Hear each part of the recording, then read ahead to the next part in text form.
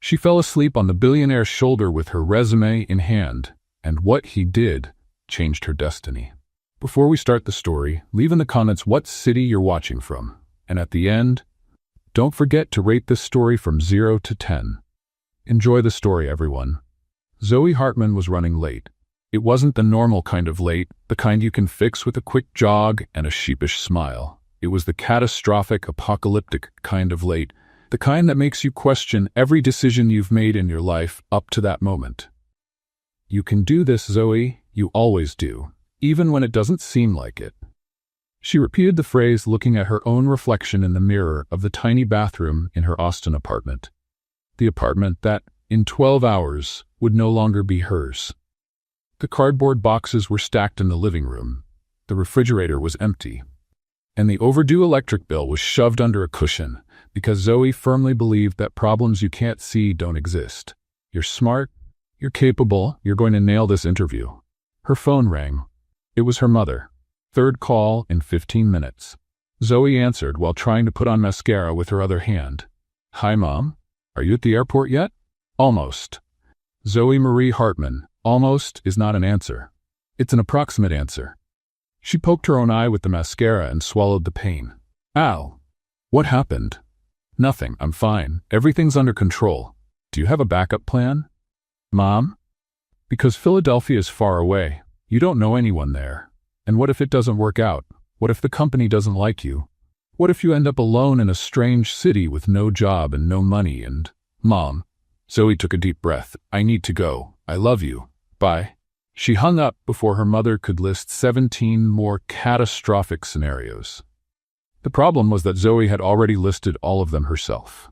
At 3 a.m, while packing her things and trying not to cry all over her own clothes.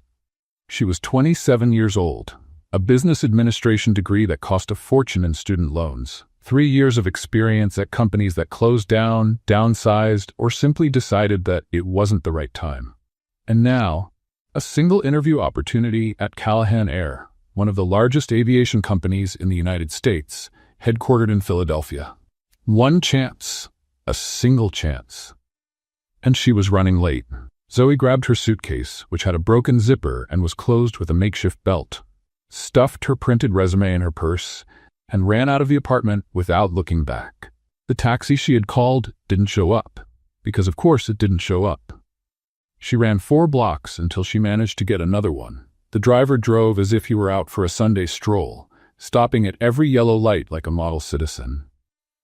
Sir, I'm in a bit of a hurry, Zoe said, trying to stay calm. Haste is the enemy of perfection, miss. Haste is also friends with not missing flights, sir. He didn't speed up. When Zoe finally arrived at the airport, there were 40 minutes until boarding. Which should have been enough. Should have been. But the line at the check-in counter was huge, and the system had crashed, and the attendant was looking at the computer screen as if she were trying to decipher Egyptian hieroglyphics. Next, Zoe rushed forward out of breath. Hi. Austin to Philadelphia, Zoe Hartman. The attendant typed, frowned, typed some more. That flight closed 3 minutes ago. The world stopped. What? Boarding has ended. You missed the flight, ma'am. No. No, no, no. Zoe felt the ground disappear. Please, I have an interview. A job interview. The interview of my life. Tomorrow morning, 9 o'clock Philadelphia. If I don't catch this flight, Her voice failed. The attendant sighed, looked at Zoe. Disheveled hair, eyes that hadn't slept in 2 days, suitcase closed with a belt. Let me see what I can do. 15 minutes of typing, 2 internal calls, and a printer that jammed 3 times later, Zoe had a new ticket. Last available seat on the 2:40 p.m. flight. Connection in Dallas. Gets into Philadelphia at 11 at night. Thank you. Zoe almost hugged the woman over the counter. Thank you so much. You're a saint, a goddess, a celestial being of the aviation system. The attendant blinked, clearly not knowing how to react. Zoe ran to the boarding gate. The next few hours were a blur of airports, endless corridors, dry sandwiches bought at convenience stores, and coffee that tasted like liquid regret. When she finally boarded the last flight, the one that would take her straight to Philadelphia, Zoe was at her limit. 36 hours without really sleeping. A decent meal 2 days ago, her nerves so frayed that anything could make her cry or laugh hysterically. She found her seat, window. Thank heavens. She sat down, buckled her seatbelt, and took her resume out of her purse for another look. Maybe the 15th look of the day, as if the words would magically change if she kept staring at the paper long enough. Zoe Hartman, Human Resources and Organizational Development Specialist. Excellent interpersonal communication skills. She almost laughed. Interpersonal communication? If people only knew that she spent half her time talking to herself. Excuse me. Zoe looked up and temporarily lost the ability to form coherent thoughts. The man standing in the aisle was the kind of person who makes you wonder if you're in a perfume commercial and didn't realize it. Tall, defined jawline, eyes of a cold gray that seemed to analyze everything around with surgical precision. Impeccable suit that probably cost more than everything Zoe owned, including her student loans. That's my seat, he said, pointing to the middle seat. Oh, of course. Sorry. Zoe shrank to the side as he sat down. He moved as if every gesture were calculated, efficient, without wasting energy. It's okay, Zoe. He's just a human being. An absurdly intimidating human being who seems to judge the oxygen you breathe, but still a human being. She went back to looking at her resume, tried to concentrate, but his presence beside her was like a magnetic field of seriousness that distorted everything around. The plane took off. Zoe fought sleep for exactly 20 minutes. Reread her resume. Read it again. The words started to blur. Her eyes felt heavy as if someone had placed bricks on her eyelids. Don't sleep, Zoe. You can't sleep. You need to review. Need to prepare. Need to. Her head tilted to the side. She corrected it. Tilted again. Corrected again. The third time she didn't correct it. Zoe fell asleep with her resume still in her hand, not realizing that her body, traitorous as it was slowly leaning to the side of the passenger in the suit, onto the shoulder of a complete stranger. Derek Callahan felt the exact moment her head rested on his shoulder. He froze. Derek wasn't the type of man who froze. He had conducted meetings with billionaire investors. He had closed deals that changed the course of entire industries. He had fired senior executives without blinking. But a strange woman sleeping on his shoulder?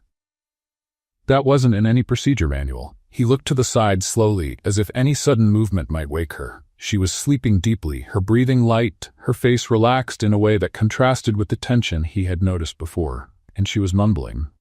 Get a job. Prove to everyone I'm not a failure. Derek raised an eyebrow. Mom will see. I'll make it. Just need a chance. Her hand relaxed. The resume slipped in slow motion and fell into the space between the seats. Derek looked at the paper. Looked at her. Looked at the paper again. He shouldn't pick it up. It was an invasion of privacy. It was completely inappropriate. But Derek Callahan wasn't the type of man who left important documents lying on an airplane floor. At least that's what he told himself as he picked up the resume and started reading. Zoe Hartman, Human Resources and Organizational Development Specialist. Interesting. Excellent interpersonal communication skills. Specialist in transforming work environments through authentic human connections. He almost smiled. Almost. The woman who wrote about authentic human connections was currently drooling slightly on a stranger's shoulder while mumbling about not being a failure. There was something there. Something he couldn't define. Derek kept reading. Experience, skills, references, all organized, professional, correct. But it was the handwritten note in the corner of the last page that made him stop. You can do this, Zoe. You always do. Even when it doesn't seem like it. He stared at those words for longer than he should have. An hour and a half passed. The captain announced the beginning of descent into Philadelphia. And that's when Zoe Hartman woke up. Woke up with her face stuck to something that smelled like expensive cologne and questionable decisions. It took exactly 3 seconds for her brain to process the situation. First, she was on a plane. Second, she was drooling. Third, she was drooling on the shoulder of a man who looked like he'd stepped off the cover of a business magazine. Zoe pulled away so fast she almost broke her own neck. "Oh my God," she whispered, wiping the corner of her mouth. "Oh my God, oh my God, oh my God." The man beside her didn't move, kept looking straight ahead, his jaw tense, his eyes fixed on some invisible point. "Great job, Zoe," she mumbled to herself. "You just drooled on a stranger. First impression, 0, minus infinity. Are you okay? He asked, his voice as neutral as a spreadsheet. Zoe froze. Yes, perfectly fine. Great. The air here is very airy. The air is very airy? Seriously, Zoe? Derek raised an eyebrow. Airy. Yeah. Molecules. Oxygen. Things that exist. That's why it's airy. She was digging her own verbal grave and couldn't stop. Sorry about the shoulder, she said, pointing to the stain. It's not a hobby of mine, drooling on strangers. It only happens when I haven't slept in 36 hours and I'm nervous about an interview that could change my life. Derek blinked. I'm talking too much, aren't I? Yes. Right, I'll stop. She didn't stop. She told him about missing the flight, about the move, about not having a backup plan, about containing tired and poorly fed internal crowds. And then she realized the resume was no longer with her. No. She searched frantically, looked under the seat, in her purse, in the space between the seats. Looking for this? His voice cut through the panic. Zoe turned, and there it was, her resume, in his hands. It fell while you were sleeping, Derek explained. Oh. She reached out her hand. Thank you. You're an angel, an intimidating angel in a suit, but still. Their fingers touched for half a second as she took the paper. Did you read it? Zoe asked, her eyes widening. It was open.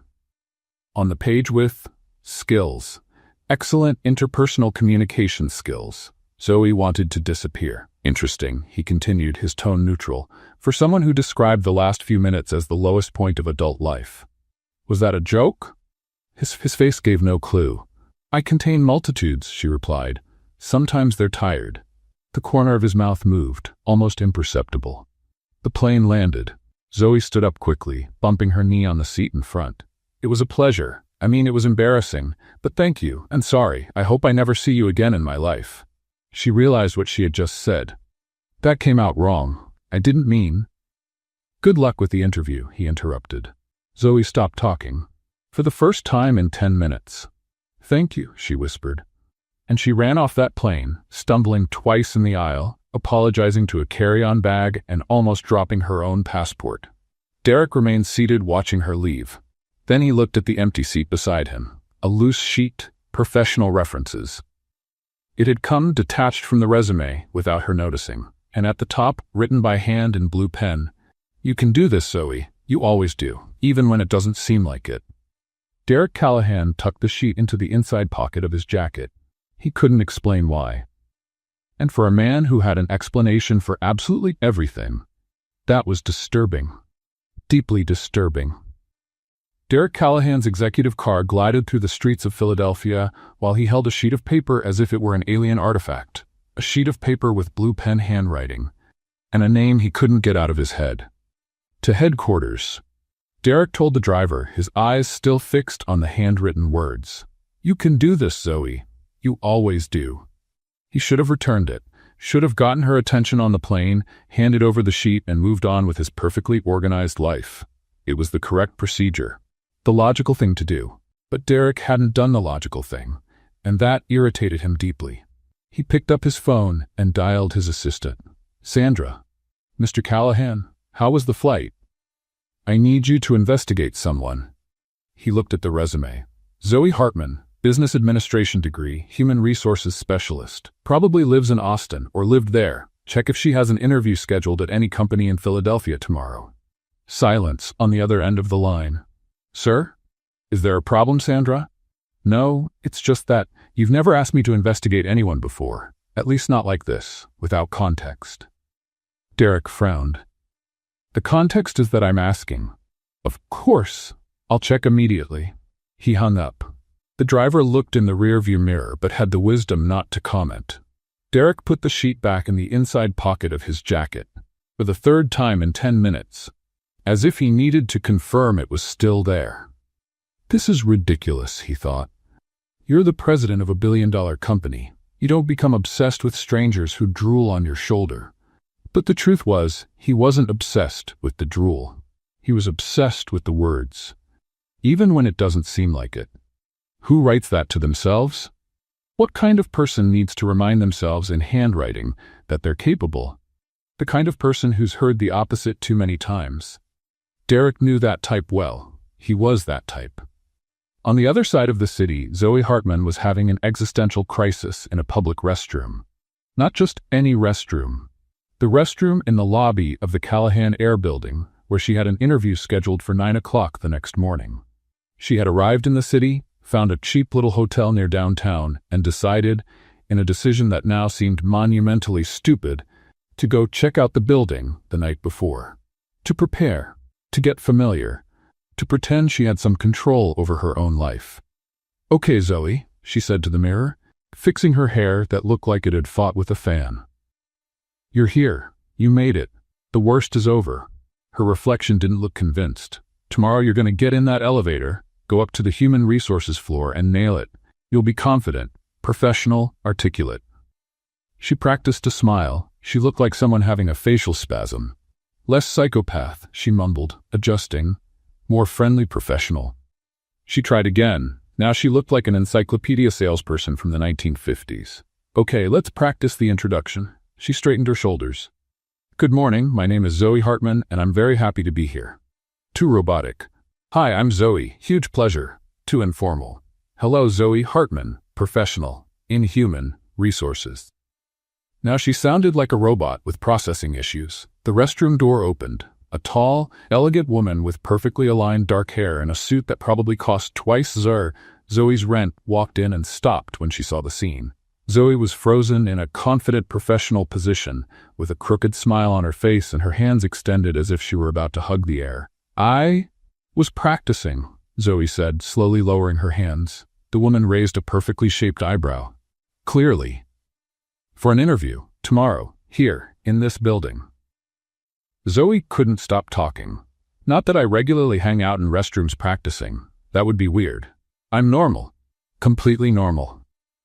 "I'm sure you are," the woman said, her tone icy. She walked to the sink, washed her hands with precise movements, and looked at Zoe through the mirror. "Interview for which department?" "Human resources, organizational development." Something passed through the woman's eyes. Something Zoe couldn't identify. "Interesting." The woman dried her hands. "Good luck then. You'll need it." And she left without looking back. Zoe stood there, her heart racing. Did she say good luck or threatening good luck? She asked the mirror. Because it sounded like a threat. It definitely sounded like a threat. The mirror didn't answer. Great. Even the mirror doesn't support me anymore. Victoria Hale crossed the lobby with calculated steps, her phone already at her ear. "Sandra, it's me. What did Derek ask you to do?" The assistant hesitated on the other end. "Miss Hale, I don't know if—" "Sandra." Victoria stopped near the executive elevator. "I'm the executive director of this company. Everything that happens here goes through me." Silence. "He asked me to investigate a candidate, Zoe Hartman." Victoria felt something tighten in her chest. It wasn't concern, it was survival instinct. Why? He didn't say, just asked for information about her. He seemed interested. Interested. Derek Callahan didn't get interested in people. He got interested in numbers, contracts, profit margins, not in unknown candidates who practiced interviews in restrooms. "I see. Thank you, Sandra." Victoria hung up. The elevator arrived. She got in, alone, and observed her reflection in the mirrored doors. She had worked 10 years to get where she was. 10 years building her position, her influence, her indispensability. Derek depended on her for everything. Decisions, strategies, even to remember to eat during long meetings. She was the pillar, the constant, the only person he really needed. And now he was interested in a stranger. The doors closed. Victoria smiled at her reflection, a smile that didn't reach her eyes. "Zoe Hartman," she murmured. "Let's see how long you last." At the cheap hotel on the other side of the city, Zoe was lying on the bed, staring at the stained ceiling. "You can do this," she whispered. "You always do." But the voice in her head, the one that always appeared at the worst moments, whispered back, "What if this time you can't?" Zoe closed her eyes. Tomorrow would be the most important day of her life. She just didn't know that the man whose shoulder she had drooled on was the owner of the company where she would be interviewing. And that someone was already planning to make sure she never succeeded. The next morning at 8:47, the elevator stopped on the 41st floor, and Zoe was absolutely certain she was about to faint. She wasn't supposed to be there. The original interview was on the 12th floor, Human Resources Department, with a manager named Patricia. 9 in the morning. Everything organized, everything planned, everything under control. until the receptionist in the lobby called her by name and said the most terrifying words Zoe had ever heard. "Miss Hartman, there's been a change. Mr. Callahan wants to see you personally." 41st floor. Callahan, the owner of the company, the president, the man whose name was in gold letters on the building's facade. Zoe spent the last 45 seconds in the elevator trying not to hyperventilate. "It's okay," she whispered to herself. "Maybe it's protocol.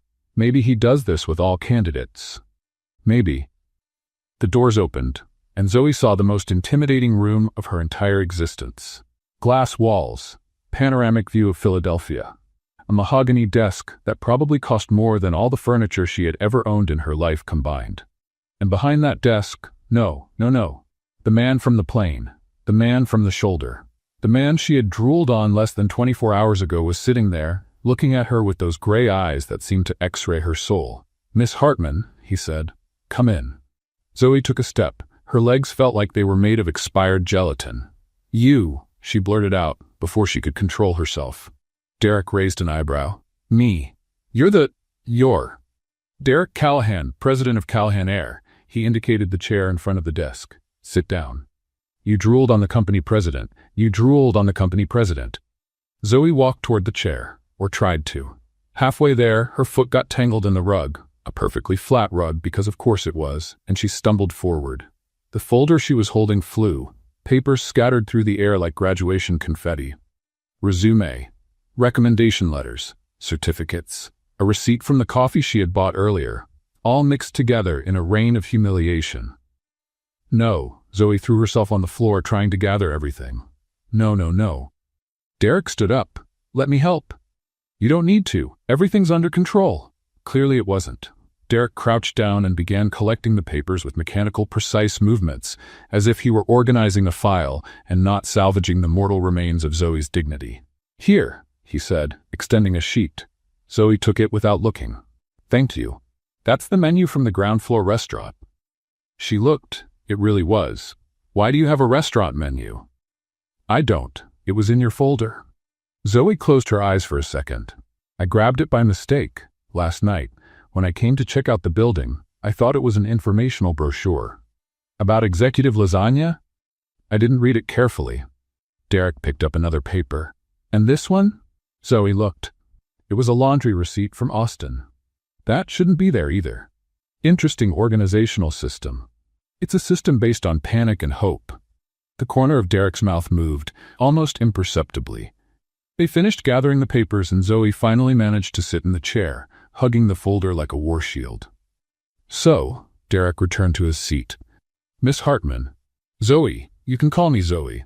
I mean, Miss Hartman works too. Whatever you prefer. I answer to practically anything at this point." "Zoe." He tested the name as if it were a word in another language. "Do you know why you're here?" "Honestly, I have no idea. My interview was on the 12th floor with Patricia. I canceled it. You canceled my interview and rescheduled it with me." Zoe blinked. "Why?" Derek hesitated. It was the first time she had seen him hesitate at anything. "Your resume interested me. My resume that fell on your shoulder while I was drooling?" "The same one. That's very strange. I agree." Silence. "But here we are," he continued. "Here we are," Zoe repeated, "in a professional meeting based on drool and dropped documents." Derek cleared his throat. "Let's begin. Tell me about your experience." Zoe took a deep breath. Professionalism. It was time for professionalism. "I worked 3 years in organizational development. My specialty is creating connections between teams and improving work environments through effective communication and—" "That's on the resume," Derek interrupted. "Tell me something that isn't." Zoe stopped. "What do you mean? Why do you want this job?" "The truth, not the rehearsed answer." She opened her mouth to give the rehearsed answer. The answer about professional growth and alignment of values and development opportunities. But something in his eyes made her stop. He really wanted to know. "Because I need to," Zoe said, her voice lower. "I have overdue bills, student loans. My last job closed 4 months ago. The one before that cut my entire department." She swallowed. "I'm good at what I do. I know I am. But it seems like no matter how hard I try, things keep falling apart, and I need a chance. A real chance." The office fell silent. Derek observed her for a long moment. You wrote a message to yourself, he said, in the corner of your resume. Zoe felt her face burn. You read that? You can do this, Zoe. You always do.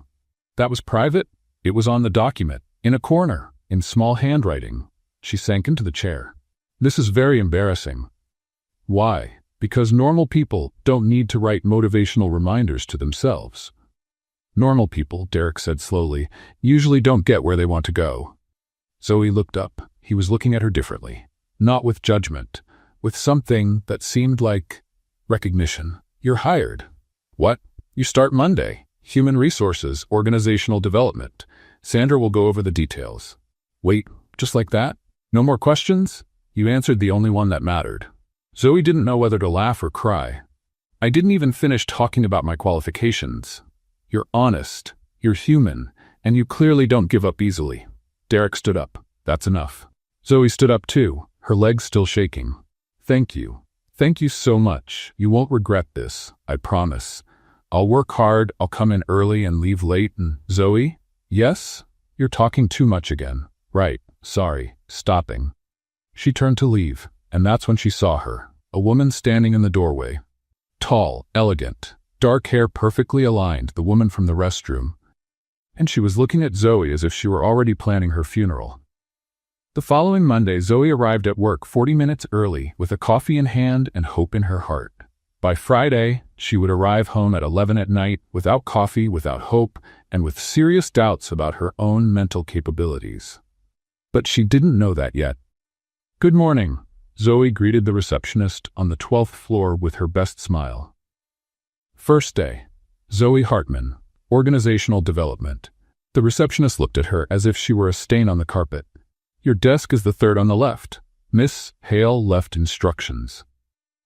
Miss Hale, the woman from the restroom, the woman with the killer look. The woman who, Zoe discovered that morning, was none other than the company's executive director and Derek Callahan's right hand. Wonderful, Zoe thought. The person who hates me is basically second in command. She found her desk, a tiny cubicle squeezed between the copier and a plant that appeared to be in terminal condition, and sat down. There was an envelope on top of the keyboard. Welcome to the team. Following are the tasks for the first day. VH. Zoe opened it and swallowed hard. The list had 17 items. 17. For a first day. New employee integration report deliver by 2 p.m. Organizational climate analysis from last quarter, deliver by 3 p.m. Review of internal communication policies, deliver by 4 p.m. Training needs assessment by department, deliver by 5 p.m. And on it went. Is this normal? Zoe asked the colleague at the desk next to her, a red-headed woman named Denise. Denise looked at the list. Her eyes widened. That's a week's worth of work. To deliver today? Good luck. Zoe took a deep breath. Okay. You can do this. Just work fast, show dedication, prove your worth. At 10 in the morning, she had completed 3 tasks. At 11, Victoria appeared. Zoe. Her voice was as cold as an industrial freezer. The reports you turned in are in the wrong format. Wrong format? They need to be in spreadsheet form, not text document. But the instructions said text document. Victoria smiled, the kind of smile that doesn't reach the eyes. The instructions were updated this morning. Didn't you get the memo? I didn't. Too bad. Redo everything. And we have an urgent print job. 300 copies of the procedures manual. Needed yesterday. 300? Is there a problem? Zoe forced a smile. None. She spent the next hour in the copy room, feeding the printer as if her life depended on it. Which, considering the overdue bills, wasn't far from the truth. At copy number 247, the printer jammed. No, Zoe whispered. No, please. She opened the cover. Paper stuck. Tried to pull it. The paper tore. You've got to be kidding me. 15 minutes and 2 paper cuts later, she managed to unjam the machine. At 1:45 p.m., Zoe ran down the hallway carrying 300 copies stacked up to her chin. She didn't see the coffee cart. The coffee cart saw her. The impact was cinematic. Papers flew. Coffee splashed. Zoe went to the floor in slow motion, trying to save as many documents as possible while falling. Ow, she groaned, lying on the carpet, covered in manuals and dripping coffee. Zoe? She turned her head. Derek Callahan was standing in the hallway, looking at the scene with an expression that mixed confusion and something that could be concern. Hi, she said, still on the floor. Everything's under control. You're covered in coffee. It's a look. I'm trying something new. He crouched down and extended his hand. Zoe accepted, feeling her face burn as he helped her up. What happened? Derek asked. I was delivering the copies Victoria asked for. 300 copies of the procedures manual. Derek frowned. That manual was digitized 2 years ago. Nobody uses the printed version. Zoe blinked. What? It's all in the internal system. 300 copies are unnecessary. She looked at the pile of coffee-stained papers scattered on the floor. 3 hours of work for nothing. Oh, was all she could say. Derek observed her for a moment. Is everything okay with you in the department? Yes, the answer came out too automatic, too high-pitched. Great, everything's great. Just first-day adjustments. He didn't look convinced. If you have any problems. There aren't any. No problems. Zero problems. Zoe started gathering the papers. Quiet. I just need to clean this up and get back to the reports that need to be redone because they were in the wrong format, which was actually the right format, but it was updated without me knowing, and... She stopped. Derek was looking at her that way again. The way she couldn't decipher. Zoe. Yes? You're shaking. She looked at her own hands. They were shaking. From exhaustion. From frustration. From something she didn't want to name. It's the caffeine, she lied. I had too much coffee. You're covered in coffee, not full of coffee. Yeah, that's the problem. I need more. She tried to laugh. It came out more like a sob. Derek opened his mouth to say something, but Victoria appeared in the hallway. Derek, she walked up to them with a radiant smile. The 2 o'clock meeting is confirmed. Her gaze slid to Zoe, to the papers on the floor, to the coffee on her clothes. Any problems here? None, Zoe said quickly. Everything under control. Victoria smiled. Great, because I still need those reformatted reports. By 3, remember? I remember. Wonderful. She guided Derek down the hallway and he looked back once before disappearing into the conference room. Zoe stood there alone, surrounded by ruined papers. You can do this, she told herself. You always do. But for the first time the words sounded empty.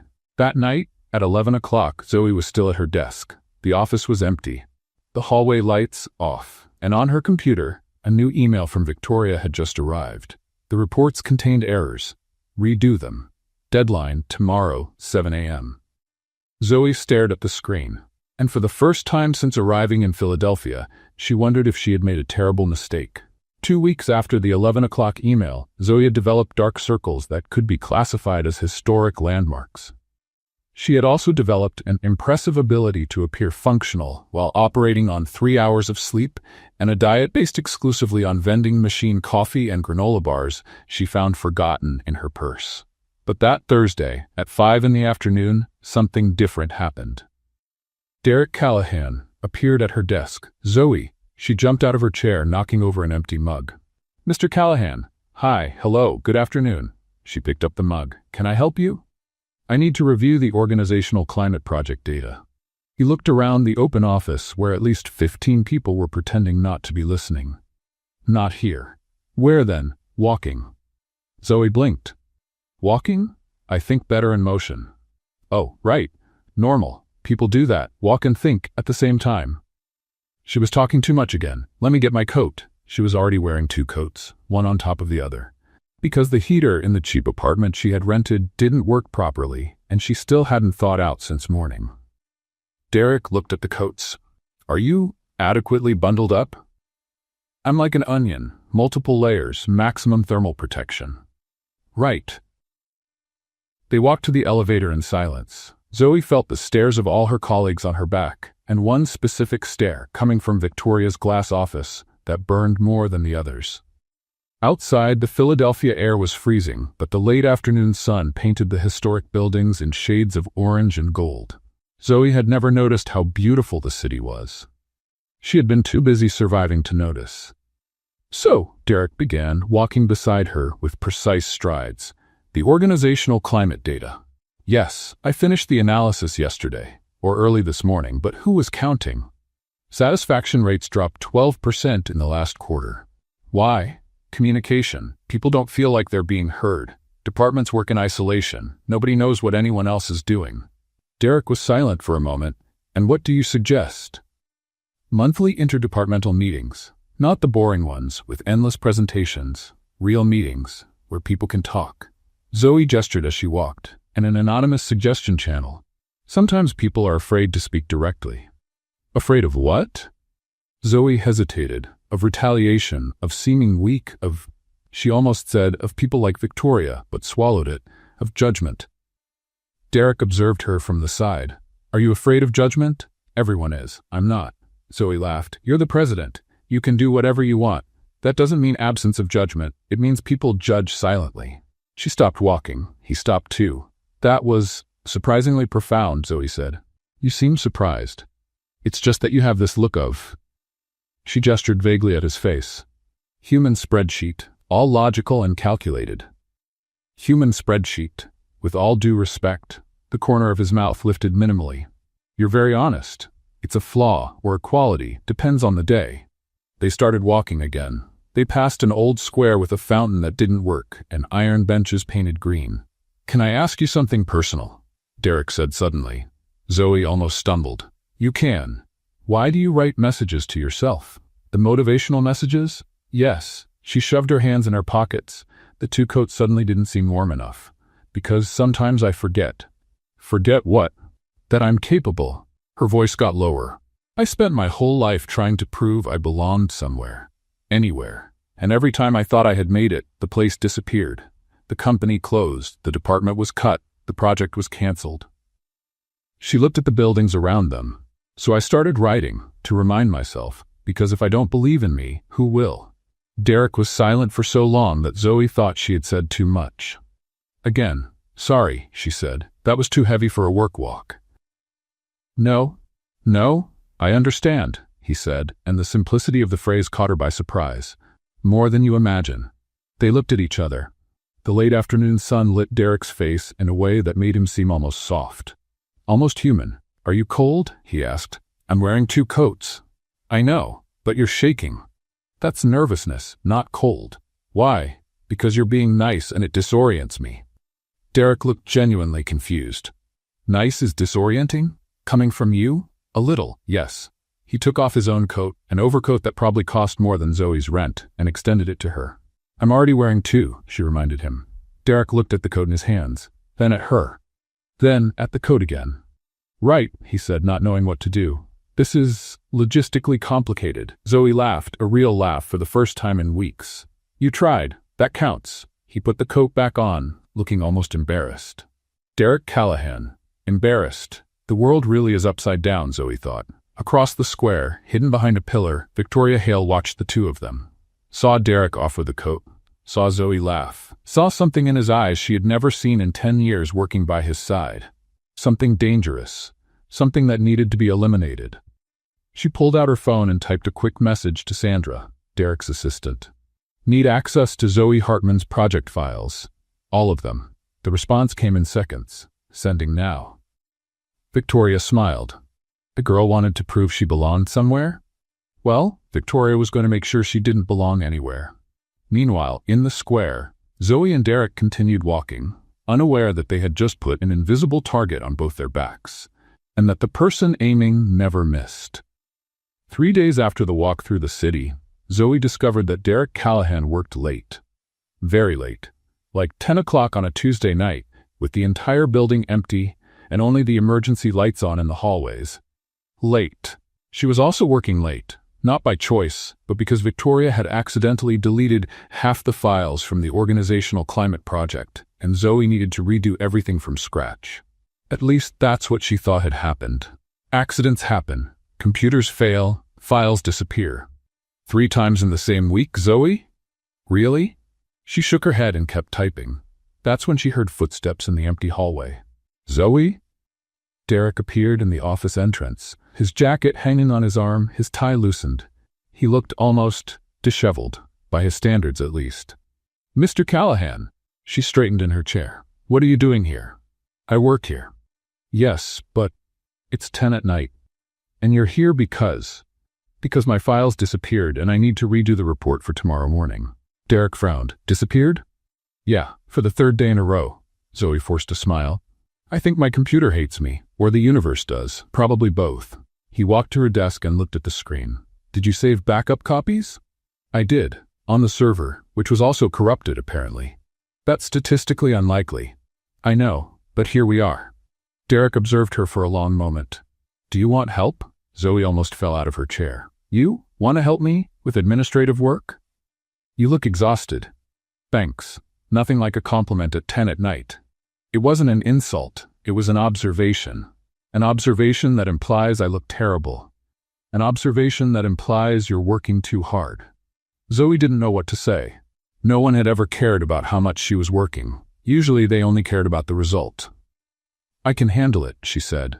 I know you can. Derek pulled up a chair and sat beside her. But you shouldn't have to handle it alone. Okay, that was unexpectedly sweet. They worked side by side for almost an hour.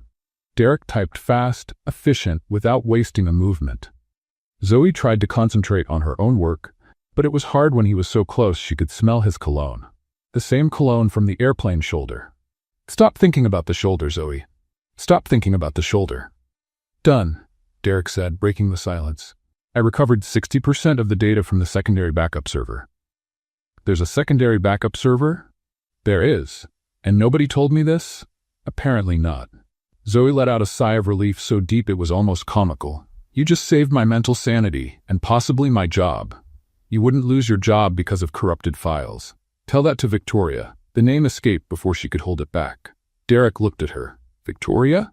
Nothing. Forget it. I didn't say anything. Zoe turned back to the screen. Thanks for the help. Really? Silence. Zoe. Yes?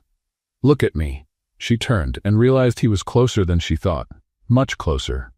Is something happening that you're not telling me? He asked.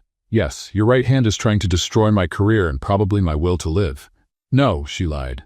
Just adjustments. Learning curve. Derek didn't look convinced. You can tell me if something's wrong. I know, but you're not going to tell me. Zoe sighed. I don't want to seem weak or problematic or the new employee who complains about everything. You wouldn't seem like any of that. You don't know what I was going to say. I don't need to know. He tilted his head slightly. I trust you. He trusts me. Zoe's heart did a leap that had nothing to do with professionalism. Why? She asked, her voice lower. You barely know me. I know enough. You know a woman who drooled on your shoulder and carries restaurant menus in her folder.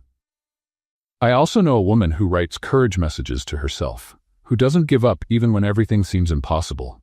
His eyes met hers. That's rare. Zoe swallowed hard. When did they get so close? She could see the details of his face, the jawline, the dark eyelashes, the small scar above his left eyebrow that she had never noticed. Derek, she whispered. He leaned in. She leaned in. The air between them became dense, charged with something neither of them could name. Their lips were inches apart when, working late, the voice cut through the moment like an ice blade. Zoe pulled away so fast she hit her hand on the pen on top of the desk. The pen flew, spun in the air, and hit her right on the forehead. Ow! Victoria Hale was standing at the office entrance, arms crossed, a smile that didn't reach her eyes. Miss Hale! Zoe rubbed her forehead. We were. The files. I saw the files, Victoria said smoothly. Very dedicated, Zoe, working late with the company president. The tone was as sweet as poison. Be careful not to mix personal with professional. It could be misinterpreted. Zoe's face burned. We weren't. I didn't ask. Victoria turned to Derek. I need your signature on some documents in your office. Derek stood up slowly. His face had returned to its usual neutral expression. Of course. He looked at Zoe one last time. Good night, Miss Hartman. Miss Hartman, not Zoe. Good night, Mr. Callahan. He left with Victoria, and Zoe was left alone in the empty office, with her forehead throbbing and her heart in pieces. You almost kissed your boss, she thought. Your billionaire boss. In the office, at midnight. She sank into her chair. What's wrong with you, Zoe? On the other side of the hallway, walking beside Derek, Victoria smiled. Interesting employee, that Zoe, she commented casually. Derek didn't respond. It would be a shame if she got involved in some scandal. His steps hesitated for half a second, but he kept walking. And Victoria knew exactly what the next step would be. The morning after the almost kiss, Zoe was summoned to an emergency meeting with the executive board. She didn't know what she had done wrong, but with the luck she'd been having lately, it could be anything. From the corrupted files to that time, she confused the men's restroom with the women's on the third floor. "Miss Hartman," Victoria said, standing at the head of the conference table, with a smile that would make a shark look friendly. "We have a proposal for you." Zoe looked around, 7 board members. Derek sitting in the corner, his face unreadable, and Victoria, radiating the energy of a predator about to strike. "A proposal?" Zoe repeated. "The internal communication restructuring project." Victoria slid a folder across the table. "We want you to lead it," Zoe blinked. "Me?" "You've demonstrated impressive potential in the last few weeks." The words came out of Victoria's mouth like poisoned honey. "The board agrees that you're the ideal person, but I've been here less than a month." "Exactly. Fresh perspective. New eyes." Victoria tilted her head. "Unless you don't feel capable?" The trap was clear. Refusing would mean seeming insecure. Accepting would mean— Zoe looked at Derek. He was looking back, an almost imperceptible crease between his eyebrows. "I accept," Zoe said. Victoria smiled. "Wonderful. The presentation will be in 2 weeks, for the full board and the main investors." 2 weeks? "Is there a problem?" "Yes, this is impossible." "None," Zoe said. "It will be a pleasure." The following 2 weeks were a blur of cold coffee, sleepless nights, and spreadsheets that multiplied like gremlins. Zoe dove into the project with everything she had. Analyzed data, interviewed employees, created charts, redesigned flowcharts. It was the most complex work she had ever done, and someone was sabotaging every step. Numbers she was certain she had checked appeared wrong in the final versions. Important emails disappeared from her inbox. Meetings were scheduled at conflicting times without her being notified. "Denise," Zoe whispered to her colleague on Friday of the first week, "did you send the email with the finance department data?" "I sent it yesterday." "I didn't get it." "It's in your inbox, I'm sure of it." Zoe checked. It wasn't there. Checked the trash, the spam, the archived folders. Nothing. "Maybe it was a system error," Denise said, but she didn't sound convinced. Neither was Zoe. In the second week, Derek appeared at her desk. "Zoe." She looked up. She probably looked like a zombie. A zombie with dark circles and hair that hadn't seen a comb in 2 days. "Hi," she said, her voice hoarse. "Are you okay?" "I'm great." "Why?" "Because you're wearing your shirt inside out." Zoe looked down. The label was clearly visible at the neckline. "This is a fashion choice," she lied. "It's trendy. Textile deconstruction." "Textile deconstruction. It's a thing, I swear." Derek pulled up a chair and sat down. "How's the project going?" "Fantastic. Wonderful. Totally under control." Zoe. "Okay. It's a disaster." She sank into her chair. "The numbers don't add up. Emails disappear. And I think the printer on the 3rd floor is possessed because it only jams when I'm near it." Derek was silent for a moment. "You need help." "I can handle myself." "I know you can, but you don't have to." Zoe looked at him. He seemed genuinely concerned. In his way, in the robotic and awkward way that was strangely charming. "I could," Derek began, clearly uncomfortable. "Offer. Support." "Support?" "Emotional, if necessary." Zoe almost laughed. "Are you offering emotional support?" "I'm trying." "How does this work? Do you have a manual?" "I don't have a manual." He frowned. "Should there be a manual?" "No, I just—" Zoe shook her head. "You're adorable." Derek looked shocked. "Adorable?" In a strange and confusing way. Awkward silence. Awkward silence. "I researched motivational phrases," he said finally.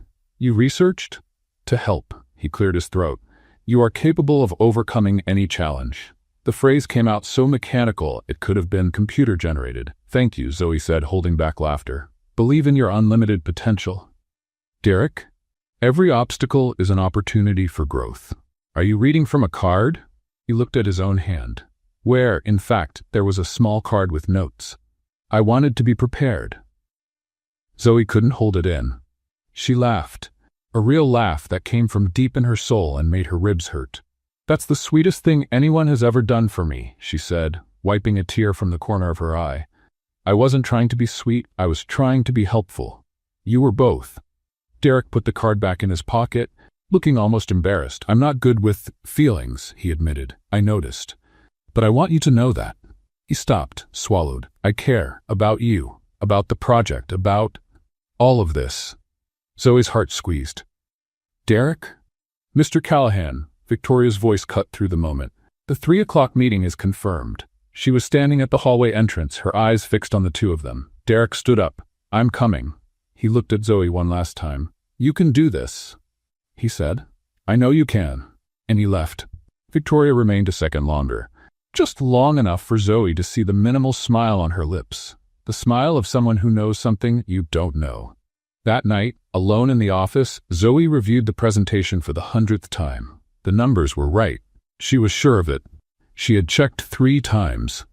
But when she opened the file for the last time, something was different. The charts had changed. The percentages were wrong. And in the lower corner of the presentation, almost invisible, there was a modification record. Modified by V. Hale, V7 p.m. Zoe stared at the screen, her heart freezing. The presentation was tomorrow, and she had just discovered she was being sabotaged. The Callahan Air Auditorium was packed, 120 people, board members, investors, managers from all departments, and in the front row Victoria Hale, with a serene smile that didn't match the predator gleam in her eyes. Zoe was backstage, holding the presentation remote with hands sweating so much that the plastic was slipping between her fingers. "Okay," she whispered to herself. "You fixed the numbers. You saved a clean copy. You can do this." She had spent the entire night fixing the data that Victoria had altered. At 4 in the morning, she finally had a correct version. At 5, she made 3 backup copies in different places. At 6, she had so much coffee that her heart felt like a panicked hummingbird. "Miss Hartman?" An assistant appeared. "It's your turn." "Breathe, Zoe, just breathe." She walked onto the stage. The lights were blinding. The auditorium seemed even bigger from above. 120 faces looking at her, waiting, judging. "Good morning, everyone," Zoe began, her voice coming out higher than intended. "Thank you for being here for the presentation of the Internal Communication Restructuring Project."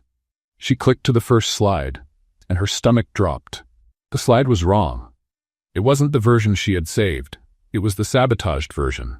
With the numbers switched, the charts distorted, the conclusions completely wrong. No.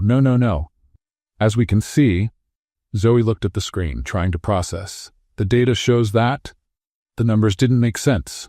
She knew they didn't make sense. Anyone with basic math knowledge would know they didn't make sense.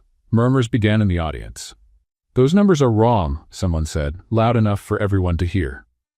"The percentage doesn't add up," another agreed. Victoria leaned toward the investor beside her, whispering something with an expression of feigned concern. Zoe felt her face burn. There was an error." She clicked to the next slide. "Also wrong. Let me." Clicked again. "Wrong. Again, wrong." "Don't faint," she whispered to herself, so low she thought no one had heard. "Don't faint. Don't faint." Someone in the third row laughed. "They're laughing at me." "Miss Hartman," Victoria stood up, her voice smooth as silk. "Perhaps it would be better to stop. Clearly there's been a failure of preparation." "No," Zoe said, louder than intended. "I prepared. I checked everything. Someone switched the files." More murmurs. Some shook their heads. "That's a serious accusation," Victoria said, still with that irritating calm. "Are you suggesting that someone sabotaged your work?" "Yes. I mean, I don't know, The words stuck in Zoe's throat. She looked at the audience, saw the disbelief on their faces, the pity, the judgment. "You failed, in front of everyone, like always." Her eyes burned. She wasn't going to cry. She couldn't cry. "Not there. I have the correct version," she tried. "On my computer, if you give me a few minutes." "I think we've seen enough," one of the investors said, standing up. "Please," Zoe whispered. No one heard her. Or almost no one. "Sit down." The voice cut through the auditorium like lightning. Zoe turned her head. Derek Callahan was standing in the middle of the audience with an expression she had never seen before. It wasn't the usual neutrality. It was something more intense, more dangerous. "Derek," Victoria said, her smile faltering for the first time. "I didn't ask what you think." He walked down the center aisle, climbing the stage stairs. "Sit down." Everyone. People sat. Derek stopped beside Zoe. She was shaking. He could see it. "It's okay," he said quietly, "just for her." "I saw." "Saw what?" He didn't answer. He turned to the audience. "For the last 10 minutes, you watched an employee be humiliated for mistakes she didn't make." His voice was calm, but carried a weight that silenced even the murmurs. "I'd like to show you something." He pulled a flash drive from his pocket and connected it to the auditorium computer. On the screen appeared a system log. "These are the modification logs from the company server," Derek explained.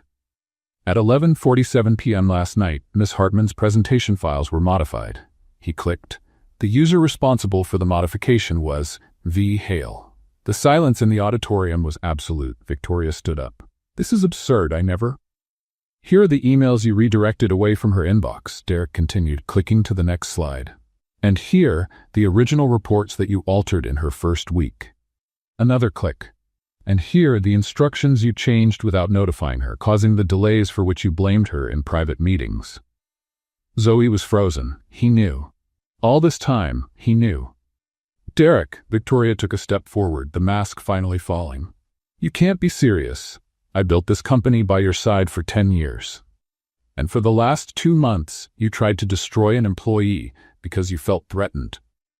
His eyes were cold. "This ends now. She's just a nobody. A girl you met on a plane. She's the most honest person who's ever walked into this company." Derek looked at Zoe. "And you tried to break her because you can't stand that someone is genuine in a world you made toxic." Victoria opened her mouth, closed it, opened it again. "You're going to regret this," she said finally. "I doubt it." 2 security guards appeared at the side doors of the auditorium. Victoria looked at them, then at Derek, then at Zoe. "This isn't over," she hissed, and she left, escorted, leaving behind a deafening silence. Derek turned to the audience. "The presentation will be rescheduled for next week, with the correct data. Dismissed." People began to leave, murmuring among themselves, looking at Zoe with expressions ranging from shock to admiration. When the auditorium finally emptied, Zoe was still standing on the stage, shaking. "You knew," she whispered. "All this time." "I suspected," Derek said. "I needed proof. Why didn't you tell me?" He was silent for a moment. "Because I needed it to be public, so no one would doubt you." Zoe felt the tears finally escape. "Thank you," she whispered. Derek reached out and, with a gentleness she didn't expect from him, wiped a tear from her face. "You did it, Zoe," he said, "like you always do." And for the first time, she believed it. 48 hours after the scandal in the auditorium, Victoria Hale returned to the building. No one expected this. Everyone thought she had disappeared forever, swallowed by shame and lawyers. But there she was, at 9 in the morning on a Wednesday, crossing the lobby as if she still owned the place. And she was heading straight for the board meeting room. "She's lost her mind," Denise whispered to Zoe, who had stopped in the middle of the hallway, paralyzed. "What does she think she's doing?" Zoe didn't respond. She just watched Victoria disappear behind the glass doors. 10 minutes later, a message arrived on every computer in the company. "Extraordinary meeting. All employees, main auditorium, immediately." The auditorium was even more packed than on the day of the disastrous presentation. Employees from all floors squeezed into the chairs and aisles. The air was charged with tension and curiosity. Zoe found a spot in the back, trying to stay invisible. It didn't work. "That's her," someone whispered. "The girl from the presentation." "The one who almost fainted?" "The one Derek defended." Zoe wanted to crawl under her chair. The side doors opened and Victoria walked onto the stage, followed by 2 board members who looked deeply uncomfortable. "Thank you all for coming," Victoria began, her voice controlled, her smile sharp. "I know the last few days have been confusing, and I'm here to clarify some misunderstandings." Murmurs in the audience. "What happened at the presentation 2 days ago was regrettable," she continued, "but the narrative that spread doesn't match reality." Zoe felt her stomach sink. "The truth is, I was the victim of a setup." Victoria looked directly at where Zoe was sitting. A setup orchestrated by an ambitious employee who used questionable methods to get close to the president of this company.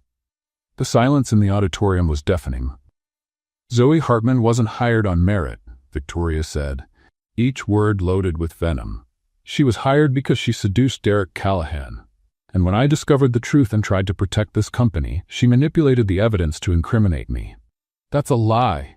The voice came out of Zoe's throat before she could control it. All heads turned. "Ah, Miss Hartman," Victoria smiled. "Want to defend yourself? Please, tell everyone how you met Mr. Callahan. On a plane, wasn't it?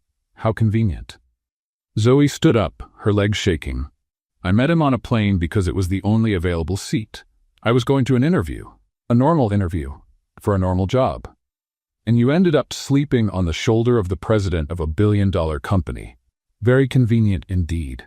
Nervous laughter in the audience. That was an accident. Of course it was. Victoria crossed her arms. Just like all the moments you spent together afterward. The walks through the city, the nights in the office, everything. Accidents. Zoe felt her face burn. None of that is what you're insinuating. Then explain to me, why would the president of Callahan Air publicly defend a basic-level employee he's known for less than 2 months? Victoria approached the microphone. Unless there's something more. The auditorium exploded in whispers. Zoe opened her mouth, but no words came out. The tears burned in her eyes. The humiliation was worse than anything Victoria had done before. Enough. The voice cut through the chaos like a blade. Derek Callahan was standing at the side entrance of the auditorium. No one had seen him enter. "Derek," Victoria said, her smile wavering. "How good that." "I said enough." He walked down the center aisle. Each step echoed in the silence. When he reached the stage, he didn't go up. He stood in the center of the auditorium, where everyone could see him. "Victoria is right about one thing," he said, his voice clear. "I defended Zoe Hartman publicly, and I'm going to explain why." The audience held its breath. "It wasn't because she seduced me." His eyes met Zoe's for a second. "It was because she saved this company." Confused murmurs. In the last 2 months, while Victoria sabotaged her work, Zoe identified communication failures that were costing millions in lost productivity. While she had impossible deadlines and corrupted files, she interviewed employees from all departments and discovered problems that had existed for years. Derek looked at the audience. Problems that no one had the courage to report because they were afraid. The silence now was different, heavy with recognition. "Afraid of people like Victoria," Derek continued, "who turned this company into a place where honesty is punished and loyalty is confused with submission." "This is ridiculous." Victoria took a step forward. "You're destroying your reputation because of an honest person," Derek interrupted. "Something you never were." Victoria opened her mouth, closed it. Her face was red with fury. "You're going to regret this," she hissed. "You're both going to regret this."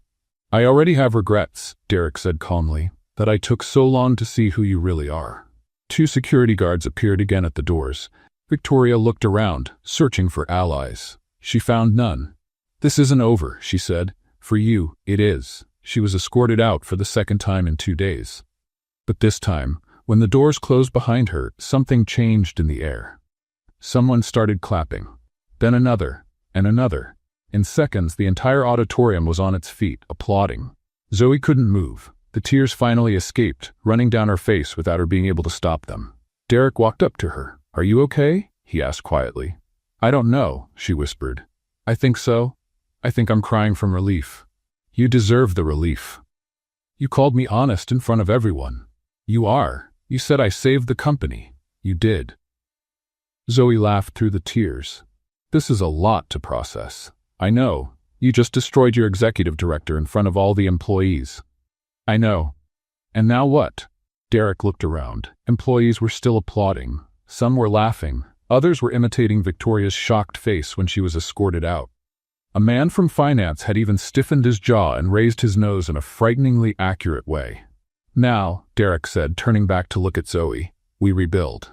She wiped her face. "Together?" He almost smiled. "Together." That night, alone in her apartment, Zoe looked at herself in the mirror.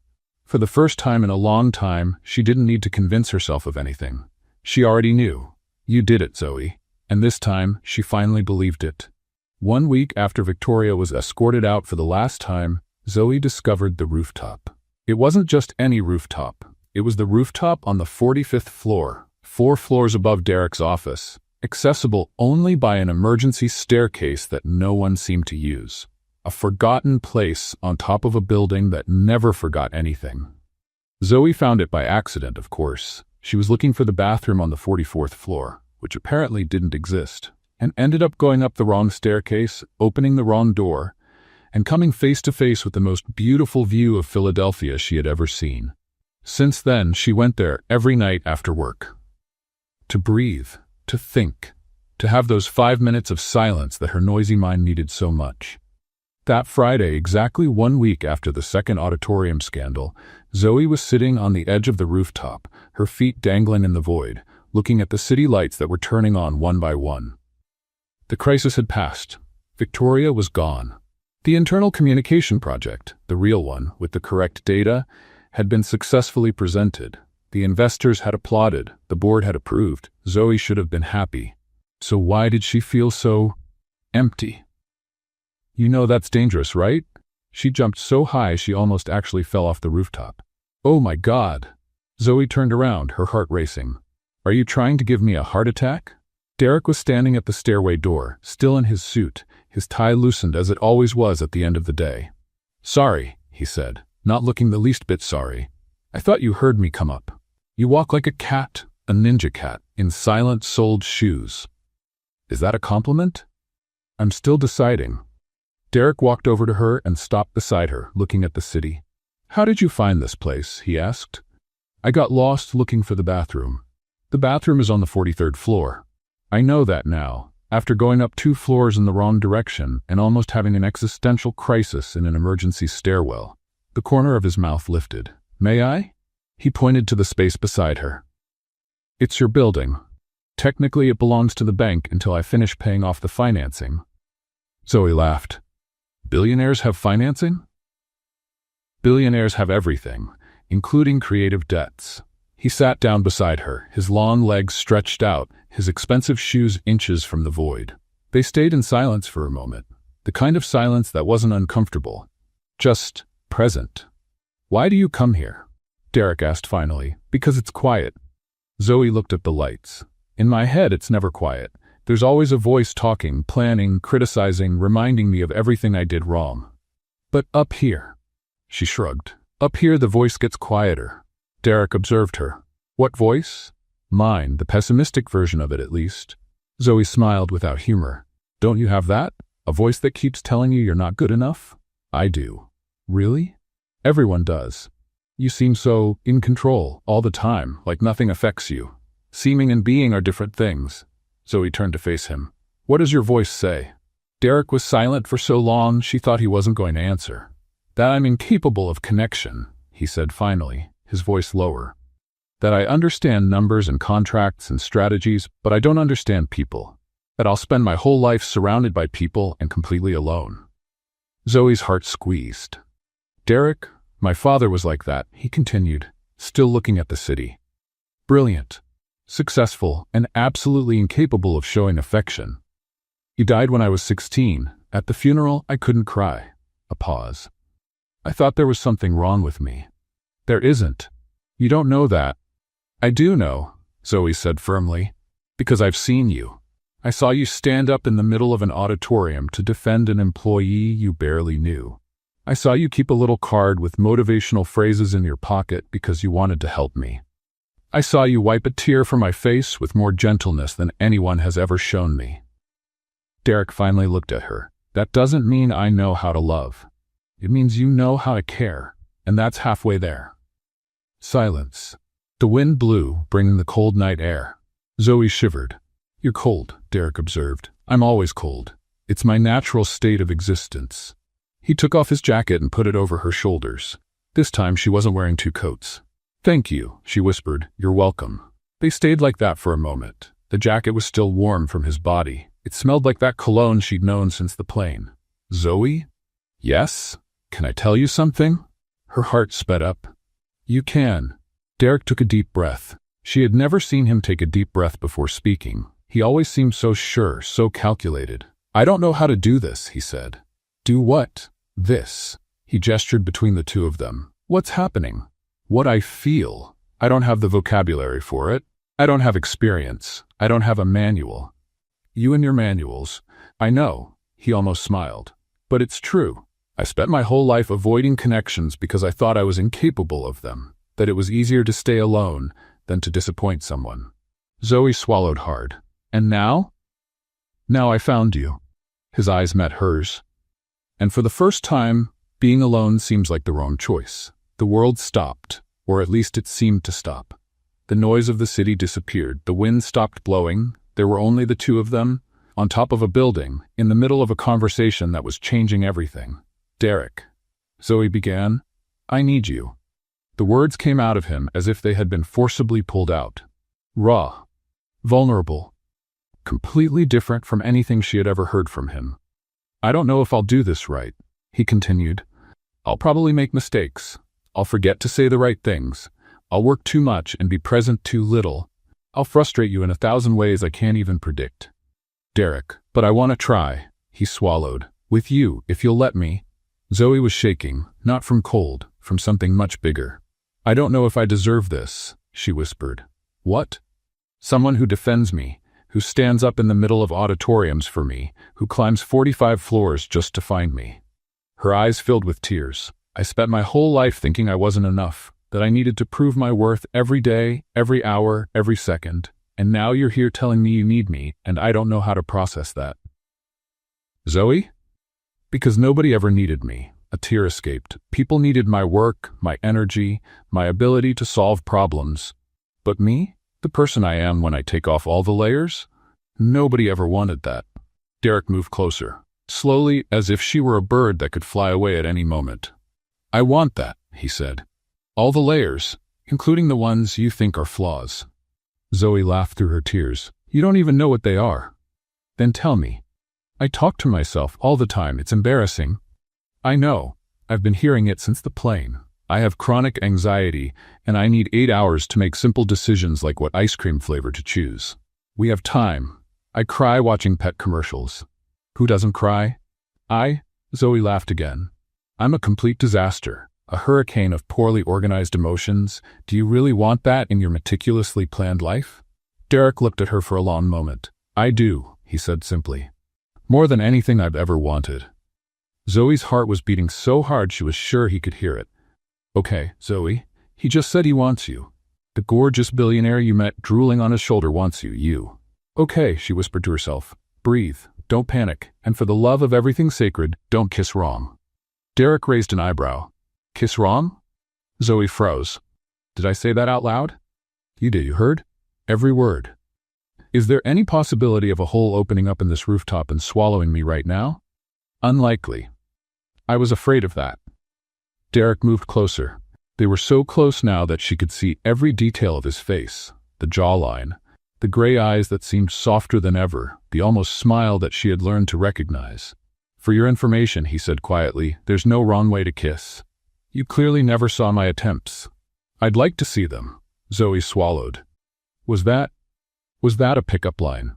"It was an attempt. I'm not good with pickup lines." "It was a good pickup line." "Really? By your standards? Is that a compliment? I'm still deciding." They looked at each other. The air between them was charged with anticipation. "Zoe," Derek said. "Yes? Are you going to kiss me, or do I have to make a PowerPoint presentation about the benefits of taking initiative?" Zoe laughed, a real laugh that came from deep in her soul. "You're ridiculous," she said. "I know. And sweet, that's new, and I'm going to kiss you now." "Please." She leaned in, he leaned in. And when their lips finally met, it wasn't perfect. It was awkward. Her nose bumped his. She laughed in the middle of the kiss. He smiled against her mouth. But it was real, and it was theirs. When they separated, Zoe was smiling so openly that her face hurt. "So?" she asked. "Wrong kiss?" "It was the best wrong kiss of my life. You're very good with words when you want to be." "I have my moments." She rested her forehead against his. "And now?" she whispered. "Now," Derek said, "we figure it out together. Even if it's hard?" "Especially if it's hard." Zoe closed her eyes. "You did it, Zoe, you always do." But this time, she didn't need to tell herself, because she had someone beside her who believed it too. They stayed on the rooftop for another hour, talking about everything and nothing, laughing at jokes that only made sense to the two of them. When they finally went down, holding hands, Zoe stopped in the hallway on the 41st floor. "Derek?" "Yes?" "Do you still have the card?" "What card?" "The one with the motivational phrases." He hesitated. "Maybe. Can I see it?" Derek reached into the inside pocket of his jacket, the same jacket that was still over Zoe's shoulders, and pulled out a crumpled card that had clearly been handled many times. Zoe read out loud, "You are capable of overcoming any challenge. Believe in your unlimited potential." Every obstacle is an opportunity for growth. She looked at him. You really researched this? At 3 in the morning, on a night when I couldn't sleep because I was worried about you. Her heart melted. Can I keep it? Why? Because it's the most romantic thing anyone has ever done for me, and I want to keep it forever. Derek looked at her for a moment. You can, he said finally, but with one condition. What? You need to teach me how to write better motivational messages, because these clearly came from a generic self-help website. Zoe laughed. Deal. She put the card in her pocket, and she knew, in that moment, that she had found something she never expected to find. Not just a job, not just a city, not just a future, but someone who chose her. Exactly as she was. That night, when Zoe got home, she found a message on her phone from Derek. Forgot to mention, Monday's board meeting will announce a promotion. You should be there. Zoe stared at the screen. A promotion? Before she could respond, another message arrived. And this time, try not to trip on the rug. She laughed alone in the empty apartment. And for the first time since arriving in Philadelphia, the silence didn't feel lonely. The following Monday, Zoe was promoted to Director of Organizational Culture. She discovered this when she arrived at work and found a new sign on the door of a room that didn't exist before, or that she had never noticed, which was equally possible given her history of getting lost in the building. Is this a joke? She asked Denise, who was standing beside her with a huge smile. It's your new office. I have an office? With a window? A window? And a plant. Zoe looked inside. There really was a plant, and a desk, and a chair that looked comfortable, and a view of Philadelphia that wasn't as good as the rooftops but was still a view. I'm going to cry, she said. Please don't. You've cried enough in the last week to fill an aquarium. It was very emotional. It was epic, but enough tears. Denise pushed her inside. Go, Director. Conquer the corporate world. The following months were the strangest and most wonderful of Zoe's life. Strange, because she still didn't completely believe that all of this was real. Every morning, she woke up expecting to discover it had been an elaborate dream induced by too much coffee and lack of sleep. Wonderful, because, well, Derek. Dating Derek Callahan was a unique experience. He was thoughtful in unexpected ways, like memorizing her coffee order after hearing it just once, or showing up in her office with sandwiches when she forgot to eat lunch. But he was also completely lost with other things, like showing affection in public or using words that didn't sound like quarterly reports. I significantly appreciate your presence, he said once in the middle of dinner. Zoe choked on her wine. You what? Appreciate. Your presence. It's pleasant. Derek, that sounds like a performance review. I was trying to be romantic. Try again. He frowned, clearly processing. I enjoy being with you? Better. You're the person I most enjoy being with. See, that wasn't so hard. It was extremely difficult. My palms are sweating. Zoe laughed so hard she almost knocked over her glass. But not everything was easy. 3 months after the first kiss on the rooftop, Zoe woke up at 3 in the morning in a panic. She was at Derek's apartment, a place that still intimidated her with its minimalist decor and lack of clutter. She sat up in bed, her heart racing, trying to breathe. Derek woke up immediately. What's wrong? Nothing. Go back to sleep. Zoe, She rubbed her face. Had a nightmare. About? You realizing you made a mistake. Derek sat up beside her. What kind of mistake? Me. Her voice trembled. You realizing I'm not worth the work, that I'm too complicated, that you deserved someone more balanced. Silence. Zoe, Derek said finally, look at me. She looked. I was never anyone's choice, he said, his voice lower than she had ever heard. In school, I was the weird one. In college, I was the antisocial one. At work, I was the boss nobody could read. A pause. Women were interested in my money, my position, what I represented. But in me, in the man who doesn't know how to express emotions and find spreadsheets more comfortable than conversations? Zoe swallowed hard. Derek? You were the first person who chose me. His eyes shone in the darkness. Not the president, not the billionaire, me. The awkward man who researches motivational phrases at 3 in the morning because he doesn't know what to say. A tear ran down Zoe's face. So no, Derek continued, I'm not going to realize I made a mistake, because you're the best decision I ever made. She hugged him. Hard, as if he might disappear if she let go. I love you, she whispered. It was the first time she had said it. Derek tensed for a second, then relaxed. I love you too, he responded, even though I'm still learning what that means. We'll learn together. Together, he agreed. The next morning, Zoe tried to make breakfast in his apartment. It was a disaster. Why do you have a coffee maker that looks like a spaceship control panel? She yelled from the kitchen. Derek appeared in the doorway, still in pajamas. It's an Italian espresso machine.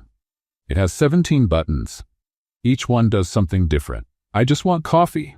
Regular coffee. Coffee-colored coffee. The third button from the left.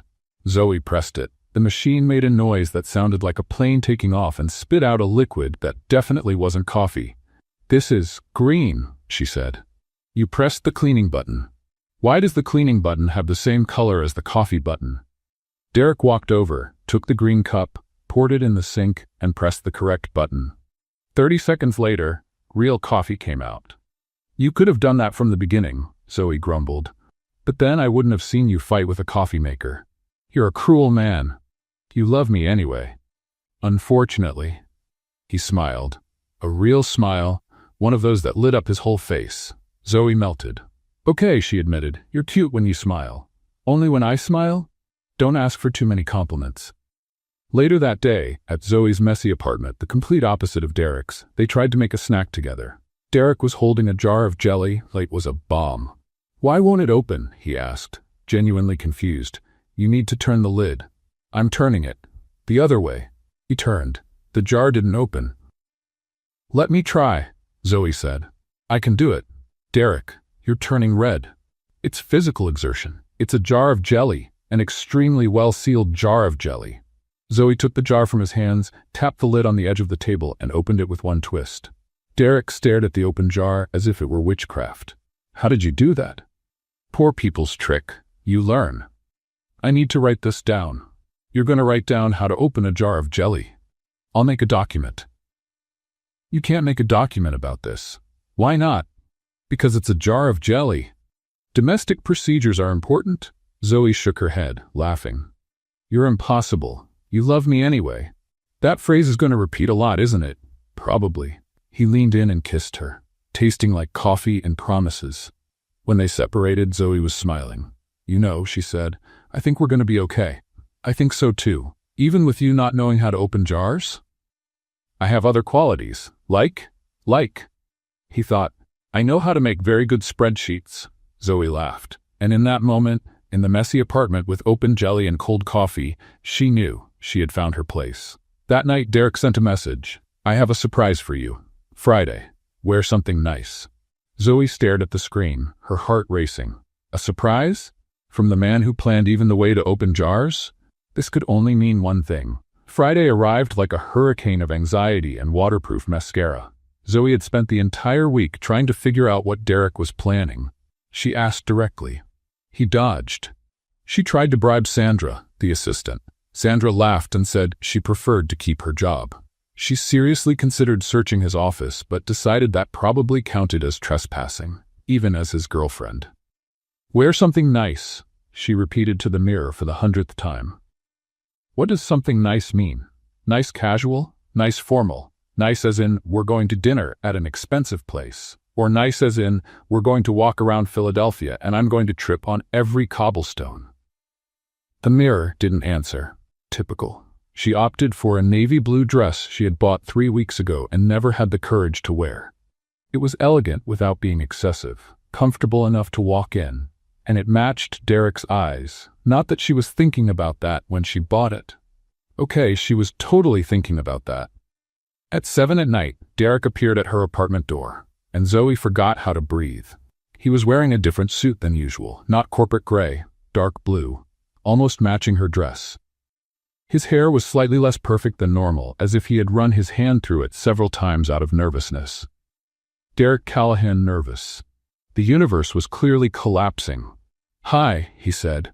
Hi, she replied. Silence. You look beautiful, he said. You too, I mean handsome, in the masculine form. Although beautiful would work too if you wanted. I'm not judging, it's 2024, people can be whatever they want. Derek raised an eyebrow. You're nervous? You're nervous? Why? Just because you sent a mysterious message about a surprise and asked me to wear something nice, and now you're at my door looking like you stepped out of a photo shoot. Why would I be nervous? I'm nervous too. Zoe stopped talking. You are? Extremely. Oh, she breathed. That actually makes me feel better. I'm glad to help. He extended his hand. Shall we? The car took them to a part of Philadelphia that Zoe recognized immediately. The square. The fountain that didn't work. The iron benches painted green. The place where they had walked for the first time months ago, when Derek tried to offer his coat and she was already wearing two. You brought me here, she whispered. This is where I realized, Derek said. Realized what? That I was completely lost. Zoe turned to look at him. In the good way, he added. Lost in you. In the way you talk. In the way you laugh at your own jokes. In the way you shake when you're nervous, but won't admit it. I don't shake. You're shaking now. It's cold. It's June. Emotional cold. Derek smiled. One of those rare smiles that transformed his entire face. Come, he said. I want to show you something. They walked through the square, the city lights shining around them like a sea of earthly stars. Philadelphia had never seemed so beautiful. Or maybe Zoe had never stopped to really look. Derek guided her to the center of the square, near the silent fountain. Here, he said. Here what? This is where you said you never felt like you belonged anywhere. Zoe swallowed hard. She remembered that conversation. She remembered the pain in her own words. She remembered thinking she was revealing too much to a man she barely knew. I remember, she said quietly. Me too. Derek turned to face her. I think about that conversation every day since then. Why? Because I wanted to tell you something, in that moment. But I couldn't. Zoe's heart was beating so hard it could probably be heard across the city. What did you want to say? Derek took a deep breath. I prepared a speech, he admitted. It's in my pocket. 3 pages, revised 5 times, approved by the legal department because I wanted to make sure there were no contractual ambiguities. You had legal review a romantic speech? I wanted to be sure. Derek, that's ridiculous, I know. I was going to say adorable. Really? In a very strange way, yes. He reached into the inside pocket of his jacket, pulled out a folded paper, looked at it, then looked at Zoe. I'm not going to read it, he said. No. He put the paper away. Because every time I'm with you, everything I plan stops making sense. You mess up my plans. You disorganize my spreadsheets. You make me want to throw all the manuals out the window. Is that good? It's terrifying. He took a step closer. And wonderful. And I've never felt anything like it. Zoe was having trouble breathing. Derek? Let me finish, please. She nodded. I spent my whole life thinking that connection was weakness, that it was safer to stay alone, that no one would ever understand the way my mind works. He swallowed. And then you showed up, sleeping on my shoulder, drooling on my Italian suit, talking to yourself about failure and hope and all the things I felt but never had the courage to admit. A tear ran down Zoe's face. She didn't even try to wipe it. You showed me that vulnerability isn't weakness, Derek continued. That asking for help isn't failure, that loving someone is the bravest thing a person can do. He reached into his other pocket and pulled out a small velvet box. The world stopped. Derek, Zoe whispered. He tried to kneel, and his jacket got caught on his pants. Ow, he muttered, trying to free himself. Wait, this wasn't supposed to happen like this. Zoe started to laugh. She couldn't help it. Don't laugh, Derek said, still struggling with the fabric. Sorry, it's nerves. I rehearsed this 12 times. 12. And in none of them did the jacket get caught. I wasn't wearing this jacket in the rehearsals. Finally, he managed to kneel. His jacket was wrinkled, his hair messy, his expression a mixture of frustration and determination. It was perfect. Zoe Hartman, he said, opening the box.